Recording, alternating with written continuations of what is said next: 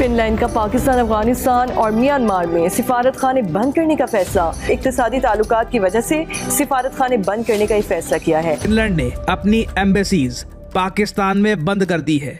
जी हाँ, इनका ये कहना है कि पाकिस्तान में अपनी एम्बेसी ओपन करके रखना ये पॉइंटलेस है और अब फिनलैंड फोकस करना चाहता है स्ट्रैटेजिकली इंपॉर्टेंट कंट्रीज में। जिस दिन तुम पाकिस्तान की ज्योग्राफिकल हदूद में पैदा हो गए उस दिन से डे 1 से तुम्हें माफी मांगनी है कि हाय हाय पाकिस्तान, हाय हाय हाय हाय green passport. Pakistan is supporting financially, logistically terrorist groups. Pakistan is a terror state and should be also banned out of Europe. Hafiz Saeed को पाकिस्तान ने किस तरह से रखा हुआ है, ना कोई सजा ना कुछ, आराम सुकून से वो अपने घर में बैठ के जो है वो तमाम तमाशे देख रहा है और कोई पूछने वाला नहीं है कि भाई ये आदमी जेल में क्यों नहीं है। पाकिस्तान में एम्बेसी ओपन करके रखना खर्चे का सौदा है। कुछ पाकिस्तान से खास ट्रेड नहीं हो रहा, कुछ हमें इन्वेस्टमेंट्स का पोटेंशियल नहीं दिख रहा, तो पाकिस्तान में हम लोग अपनी एम्बेसी बंद ही कर देते हैं।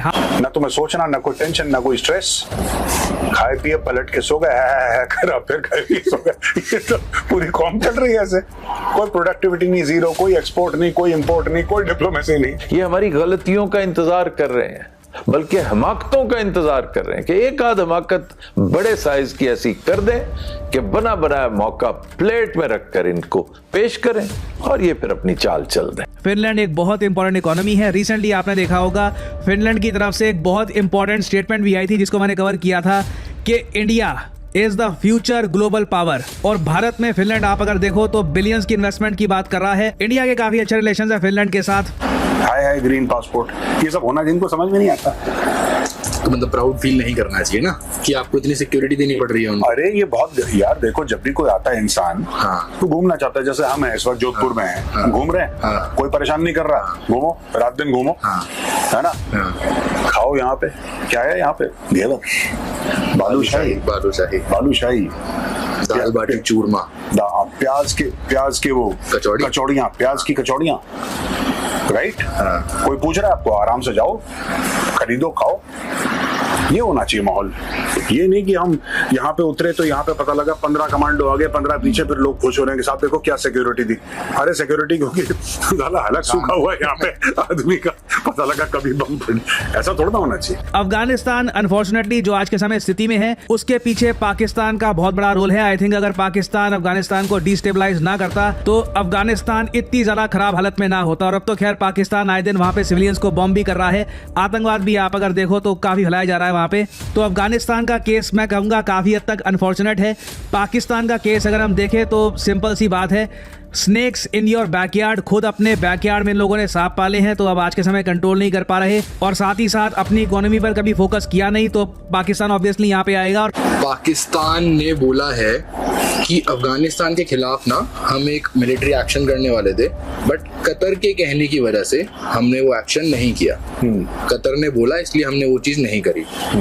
तो मेरा क्वेश्चन ये है आपसे, एक तरफ तो ये अफगानिस्तान से भीख मांगते हैं कि तुम अटैक बंद करवा दो, रोको इन अटैक्स को, और एक तरफ ये बोल रहे हैं कि हम तो एक्शन ले लेते, हमें कतर ने बोल दिया इसलिए रुक गए हम, वरना हम अफगानिस्तान वालों को बताते।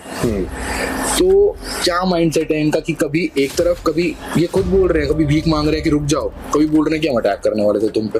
यार देखो ना, इसका कोई लॉजिक नहीं है। ठीक है, इसका कोई लॉजिक नहीं है और ये कभी भी कुछ बोलते हैं। अच्छा, ये पब्लिकली कुछ बोलते हैं, प्राइवेटली कुछ बोलते हैं।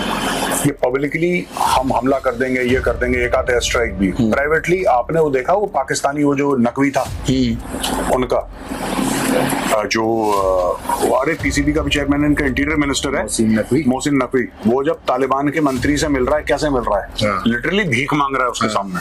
और कुछ हफ्ते पुरानी का फोटोग्राफ है, वो लिटरली भीख मांग रहा है, मतलब कि वो उसके जूते चाट लेता अगर कैमरा नहीं होता तो ये ऐसी हैं these Lahoris ना, they are like that, this is their moral character। तो जो ये 3 देश है, पाकिस्तान, अफगानिस्तान, म्यांमार, यहाँ पर फिनलैंड अपनी एम्बेसी बंद कर देगा और फिनलैंड ये कह रहा है कि ये पैसा ये ज्यादा खर्चेंगे उन देशों पर जो इनके लिए स्ट्रैटेजिकली इंपॉर्टेंट है। इसमें मोस्ट प्रॉब्ली इंडिया होने वाला है। तो बेसिकली होगा क्या, इस्लामाबाद में एम्बेसी बंद, काबुल में बंद, म्यांमार की जो एम्बेसी थी ये बंद, इसकी जगह ये भारत के कई और जो शहर हैं, और इवन मैं कहूँगा चाइना भी यहाँ पे आप काउंट कर सकते हैं, और परहैप्स एक बार को आप यूएस भी काउंट कर सकते हैं, जो स्ट्रेटेजिकली इंपॉर्टेंट कंट्रीज हैं, उनके वेरियस शहरों में ये एम्बेसीज या फिर काउंसलेट्स ओपन करेंगे। एम्बेसी देखिए जहाँ पे राजदूत बैठता है कंट्री का, वो तो ओपन होती है एक देश की कैपिटल में, मगर मुंबई, चेन्नई, कोलकाता जैसे हमारे जो बड़े शहर हैं वहां पर ये काउंसलेट ओपन कर सकते हैं, क्योंकि अगेन इंडिया जैसे कंट्री में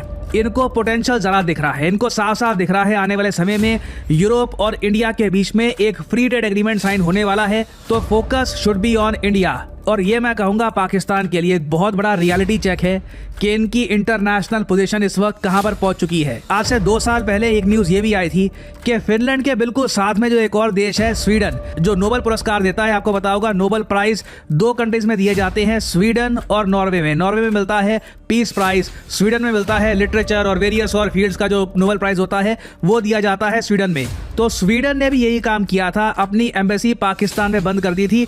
उसके बाद से बाकी यूरोपियन कंट्रीज एक एक करके ये भी कह रहे हैं कि अगर स्वीडन ये कर सकता है हम भी ये करते हैं, क्योंकि स्वीडन की जो अप्रोच है काफी हद तक प्रैक्टिकल है। और मैं आपको बता दूं ये ट्रेंड फैलने वाला है आने वाले समय में। कई यूरोपीय देश आप देखोगे, इवन अफ्रीकन देश आप देखोगे, ये पाकिस्तान में अपनी एम्बेसी बंद कर देंगे। इससे आम पाकिस्तानी को ये नुकसान होगा कि कल को अगर फिनलैंड पढ़ने जाना है, घूमने जाना है, तो वीजा के लिए किसी और देश में जाकर वीजा के लिए अप्लाई करना होगा, क्योंकि पाकिस्तान में कोई एम्बेसी होगी नहीं फिनलैंड या फिर स्वीडन की। राजनाथ जो हर दूसरे दिन एक ही बयान देता चला जा रहा है, वो महज इत्तेफाक है क्या?